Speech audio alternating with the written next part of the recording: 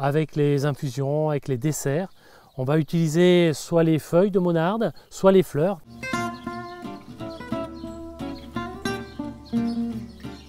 C'est une belle plante vivace avec une floraison mauve, violacée, rouge, suivant les variétés. Une plante qui est très rustique, qui nous vient d'Amérique. Il y a plein de variétés très originales et son parfum particulier, ça rappelle un petit peu la bergamote.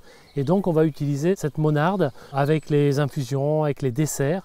On va utiliser soit les feuilles de monarde, soit les fleurs, des fleurs comestibles et qui ont également un goût de bergamote. C'est une plante qui va se cultiver de préférence au soleil. Plus elle sera au soleil et plus on aura une floraison abondante. Et la monarde apprécie les sols riches en matière organique, plutôt légers, drainés. Il faut l'arroser aussi régulièrement. Elle est moins jolie si elle est dans un sol trop sec. Elle résiste au grand froid. C'est une plante qui peut se cultiver même en montagne. C'est une plante à feuillage caduc, assez facile à cultiver. La récolte de la monarde se pratique tout au long de l'année. À l'automne, les feuilles disparaissent, donc on ne peut plus récolter de monarde pendant toute la fin de l'automne et l'hiver.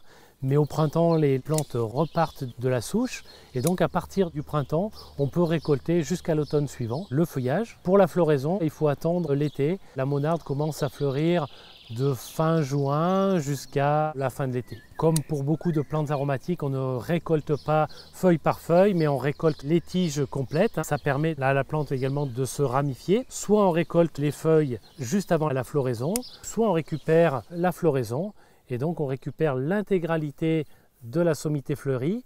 Cette variété de monarde qui est un petit peu plus épicée que la monarde d'Idimac. Une fois qu'on a récupéré les tiges, on va utiliser uniquement les feuilles. Les tiges sont beaucoup trop rigides pour être consommées et on va récupérer toutes les feuilles qu'on va après ciseler finement dans une salade de fruits ou également pour faire une infusion qui a un petit goût de bergamote qui est très agréable. On va utiliser de préférence les feuilles fraîches, mais si on aime vraiment la monarde, on peut très bien la faire sécher.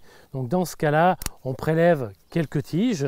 On fait des petits bouquets. Ces petits bouquets seront suspendus la tête en bas dans une pièce assez chaude et ombragée. Un grenier, c'est l'idéal. Et une fois que la monarde est sèche, on les feuille et on la stocke dans un récipient fermé hermétiquement et on peut la conserver ainsi une année complète. On peut aussi conserver la monarde fraîche une semaine au réfrigérateur en faisant un petit bouquet qu'on va tremper dans l'eau, dans un petit verre, et ce verre au frigo, et on arrive à garder la monarde fraîche pendant une bonne semaine au frigo.